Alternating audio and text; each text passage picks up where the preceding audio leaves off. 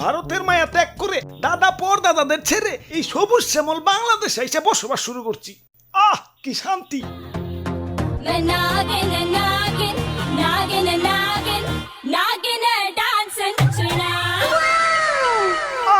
তোমার নাচে সন্তুষ্ট হইয়া তোমারে আমার 101তম বিবি বানাইলাম।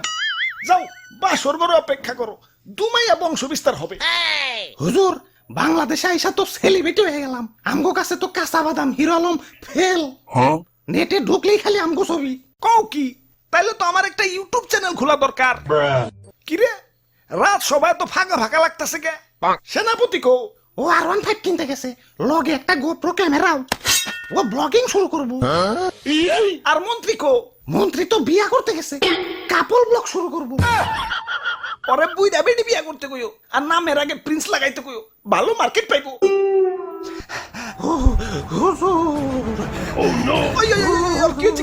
মাথায় পানি ডালো, পানি ডালো। পানি লাগবো না হুজুর, আমার রাসেল ভাই পাওয়ার এক খুপে আমার রাসেল বইন পার এক বাড়িতে একে একে আমার রাসেল কাকু পার, মামু পার, জ্যাঠা পার, ফুফু পার, খালু পার, সব আমার চোখের সামনে খুন হয়ে গেল। কোনো মতে জান্ডা নিয়ে পলি আইছি, লেজের মধ্যে এরা বাড়িও খাইছি।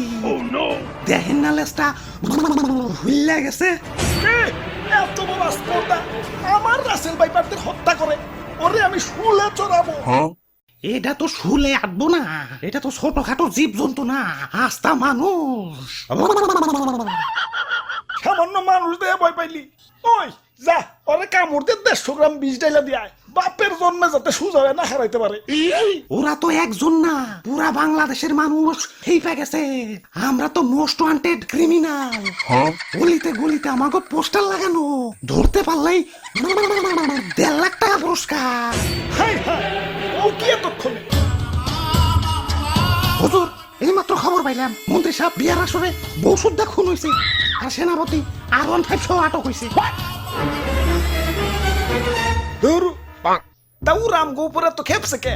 দেশে তো আরো সাপ আছে, অগরতে তো মারে না। সামান্য 150 জনের একটা গ্রুপ নিয়ে বাংলাদেশে আইছি, বংশ বিস্তারই করা পারতাছি না, এর মধ্যে সব শেষ দিয়ে দিতেছে। না, এভাবে চলতে থাকলে তো বংশ নির্বংশ হয়ে যাবো। হুজুর, ফেসবুকে ভাইরাল হওয়ার পর থেকে আমাকে মৃত্যুর হারারও বাইরে গেছে। বাংলাদেশের 1.5 বছরের বাচ্চাও এখন আমাকে চিনে, মানুষের সামনে পড়লেই খেল খতম। কি এলাকায় নতুন নাকি? আসো পরিচিত হই, আমি ধরা সাপ।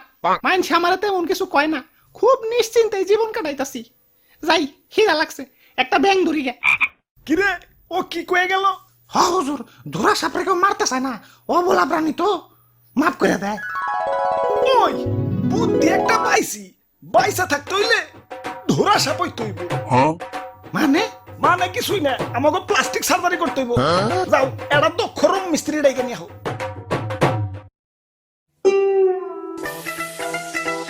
ভাই রে ভাই, R15 এতটিয়া কই পেলেন? এটা কি? পুরস্কার পুরস্কার পুরস্কার, রাসেলস ভাইপার ধরে দিতে পারলেই 1.5 লক্ষ টাকা পুরস্কার।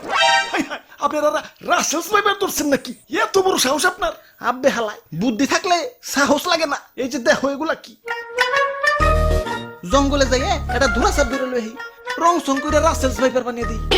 বাস ডুপ্লিকেট রাসেলস ভাইপার জমা দিয়ে কসকসা পুরস্কার নিয়ে আহি। সিম্পল। বাবা বাবা, সাবাস সাবাস। ভাই ভাই ভাই, আমার একটা আইফোন কিনতে হইব ভাই, চলেন না ভাই আরেকটা ধরা সাপ ধরে নিয়ে আহি। এমন ভাবে রিকোয়েস্ট করতেছো মনে হইতাছে রাসেলস ভাইপার ধরবার কইতাছো। ধরা সাপই তো, লেটস গো।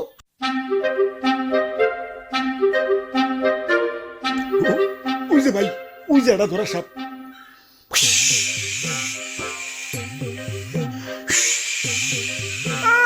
সাল নাই কুত্তার বাগানাম হয়েছে ধরা সাপ, আবার ফস ফস করে। চুপ ভাই, কেমন না দিল আমার বাড়িতে ভাই, ছোট ছোট দুটা বাচ্চা ভাই। আরে ধরা সাপের কামড়ে কিছু হয় না। হাসানি? হ হাসা। তাহলে ভাই আপনি একটা কামড় খান। এই যে নাও, খাইলাম। আউচ। ঠিক আছে ভাই, এবার রং করেন। হ, আগে ভালো করে মুছালো, ময়লা টয়লা থাকতে পারে, ভালো করে ঘষো। বিসমিল্লাহ। আরে ভাই, ভিতরে দিয়ে অন্য কালার। বাইসা থাকতে হইলে আমাকে প্লাস্টিক সার্জারি করতে হইব যাও এটা দক্ষ রং মিস্ত্রি ডেকে নিয়ে হোক ওরে বাপুরে ইয়া সাইড দেখি দি খালি রাসেলস ভাইবা আমি বুলটা মানুষ আর বুলটা মানুষ শিশু সমতুল্য এই শিশু বয়স আমি মরতে চাই না আমারে সাইরা দেও ওই তোমার ভয় নাই শুনছি এই বুড়া বয়স নাকি তুমি ভালো রং তামাশা করতে পারো এখন আমগো একটু রং করে ধুরা সাপ বানিয়ে দাও